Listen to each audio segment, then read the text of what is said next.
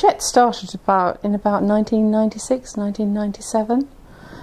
It started originally to be an accountability system for radio, but ended up with a full automated trading system.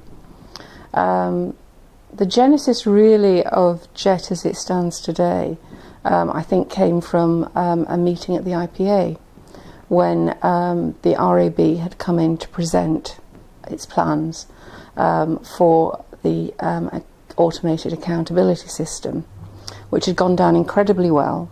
And then just as they were leaving, Derek Morris of BNP then, who was chairing the meeting, as an aside said, and could you put admin and bookings in there too, because it's becoming a nightmare with the rapid growth in the number of stations, and also the fact that in 1996, 1997 everything was done by phone and fax, so it was a real environmental crisis as well, that piles of paper this high were racking up on individual campaigns.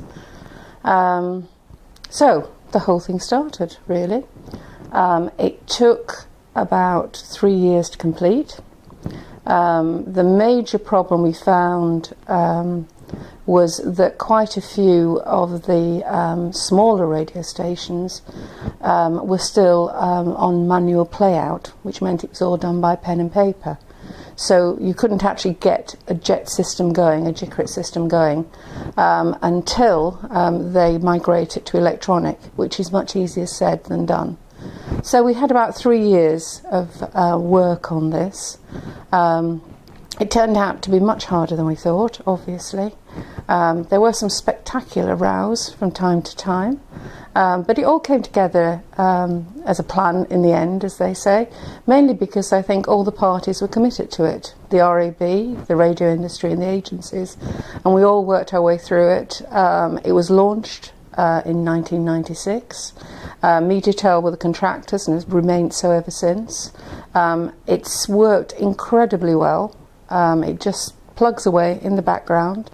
It develops. It covers far more now than it did when it started. It's run very efficiently, very cost effectively, which means paradoxically you don't really hear very much about it. I mean, it may seem obvious now that the trading of commercial radio airtime is handled completely through an internet-based system, but you've got to remember this was 1997. Amazon was only 3 years old, Steve Jobs was just rejoining Apple, and Google hadn't even been incorporated yet.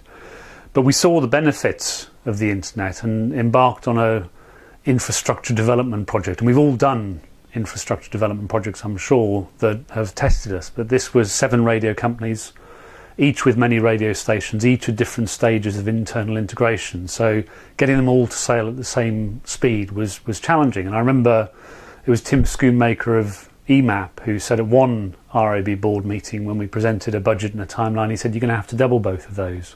And I said, we have. And still that was an underestimate of what it took to deliver Jet into what it is today. But imagine if we hadn't delivered it. I mean, back then there were 188 stations. There are now nearly double that number.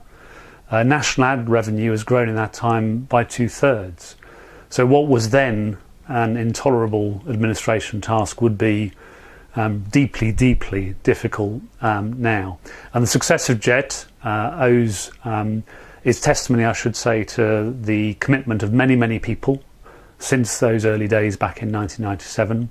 And the fact that you never read about it in the trade press is testimony to its ongoing success. So congratulations to everybody who's played a role in getting Jet to where it is today. So for me, my memories of Jet are quite vivid, actually. One, I think it was implemented mainly because anyone who worked with Tim McCabe, who's the head of radio at BBJ, was just fed up with all the account queries that used to come every month. So I suspect that was the absolute reason why we started this.